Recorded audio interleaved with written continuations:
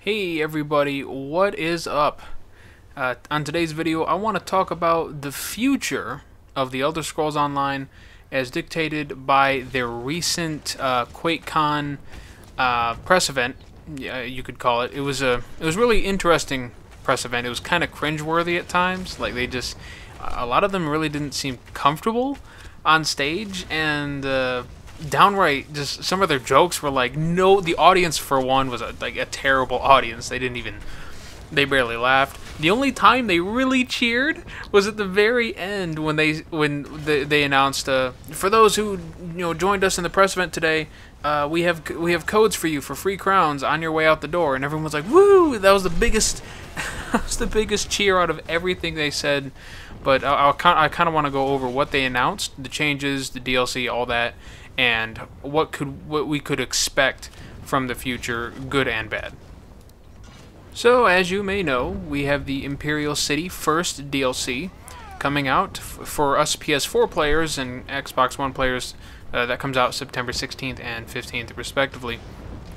PC players get it a little bit earlier on August 30th, but maybe that's a good thing, because that means if there's any big bugs in the first couple weeks, hopefully we won't get that version.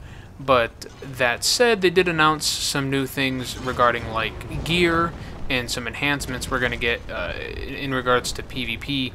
And what's really cool is how PvP is going to work inside of the Imperial City sewers and in other areas, is that this new currency, this, oh, fraggle, what's it called? It's Tavret something, I don't remember the name.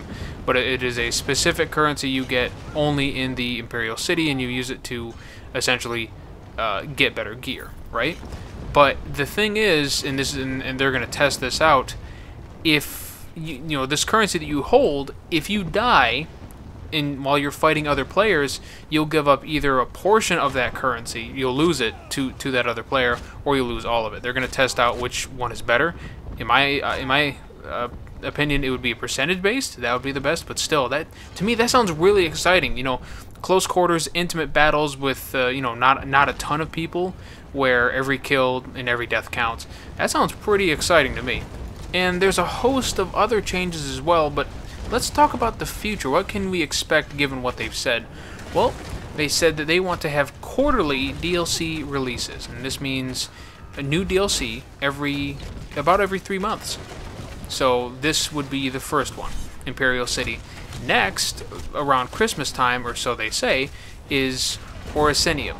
And they did mention Oricinium, I might be saying it wrong, last year, during QuakeCon last year. In fact, they even gave us more detail last year on the DLC. This year, they just kind of gave us a picture, really, and honestly glossed over it. And then they glossed over the Dark Brotherhood and Thieves Guild, which are the next two quarterly DLCs coming out next year. Probably like spring and summer. That would be my guess, given their timing.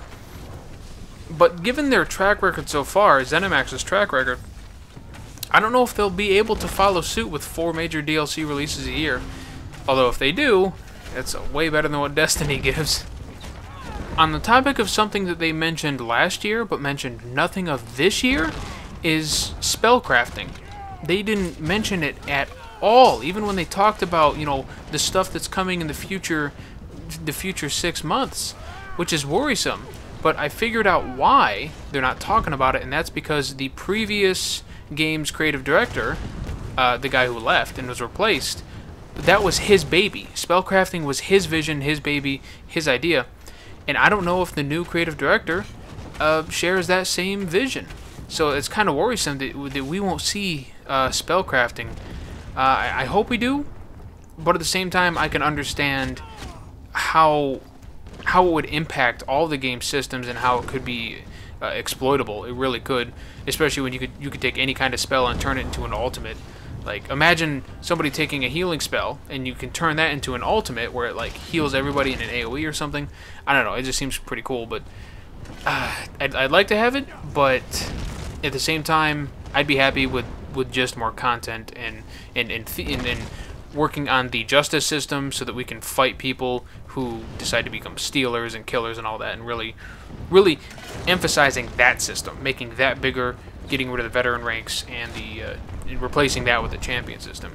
Now, speaking of veteran ranks, they did reassure us that veteran ranks are still going to go. They are still going to be phased out. It's just at this point, veteran ranks are such a large part of the game. You know, they're a large part of the endgame PvE and how all those systems work.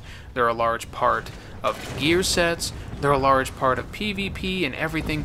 So when they do phase it out, it's going to be very, very difficult to do. They're still going to do it. They said they are.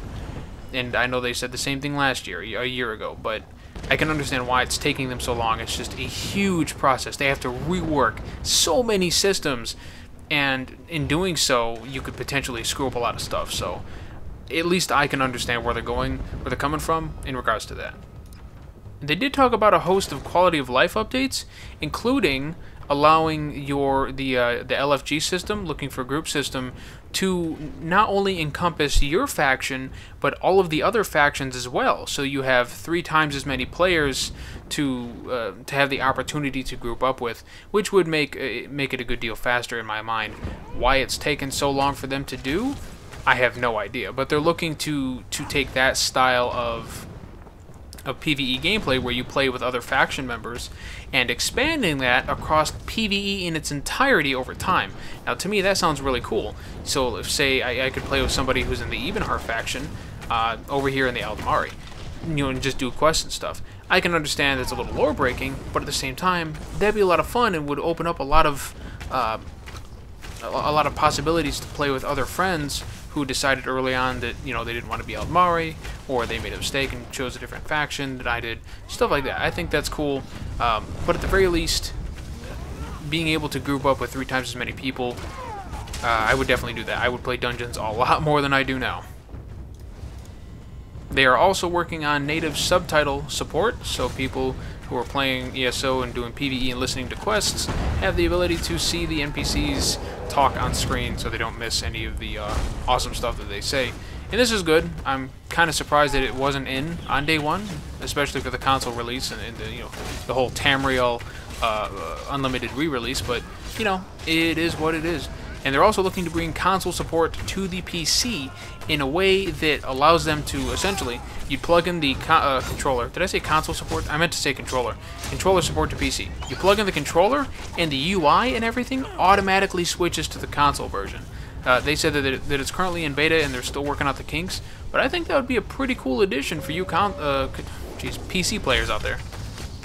I am a little worried that the justice system won't be fully fleshed out as intended due to the relaunch of the game on consoles, but I mean, you can really only hope for the best and hope that the game becomes popular enough on consoles and more popular on PC to warrant the extra development towards these other things that aren't part of the quarterly DLC releases. I mean, that's really all I can say about that at this point.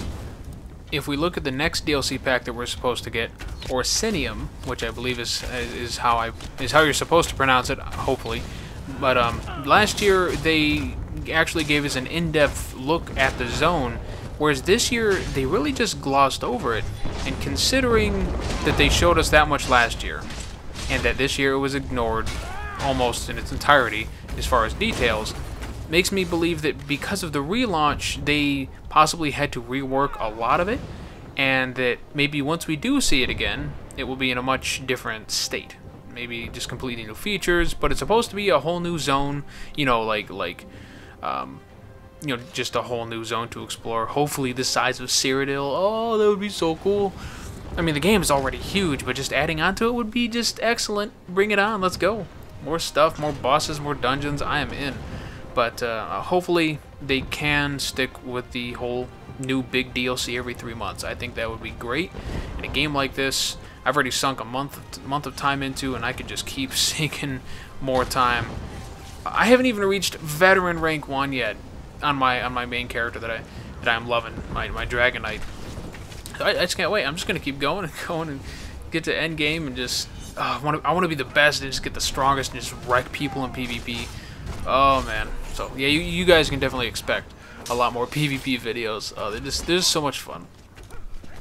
And again, while I would love to see spellcrafting in some form or fashion I'd be happy if they just give us more staffs, like restoration staff, illusion staff, conjuration staff, and just or maybe not even those, but expand somehow upon the skill trees that we have already in our own classes. Like maybe introduce like a fourth skill tree that we can dive into for our classes. Just giving us more to work with. One or two more of those would be really cool in my mind.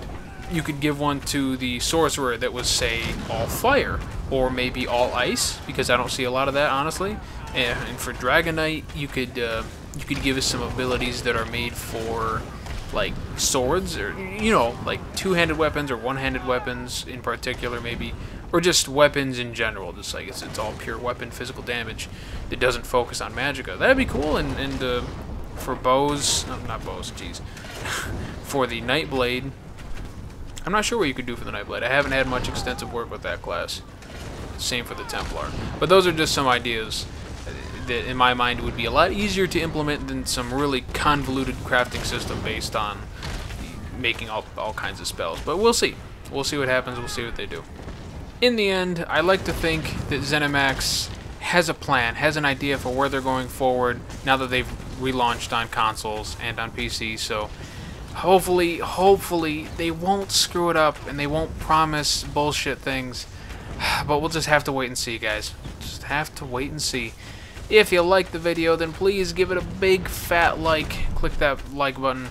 And similarly, if you have not yet subscribed, please do subscribe for more videos. I'll be posting some cool PvP videos and some guide videos for PvP, especially on how to maximize your damage. That'll be coming very soon. So yeah, subscribe for that.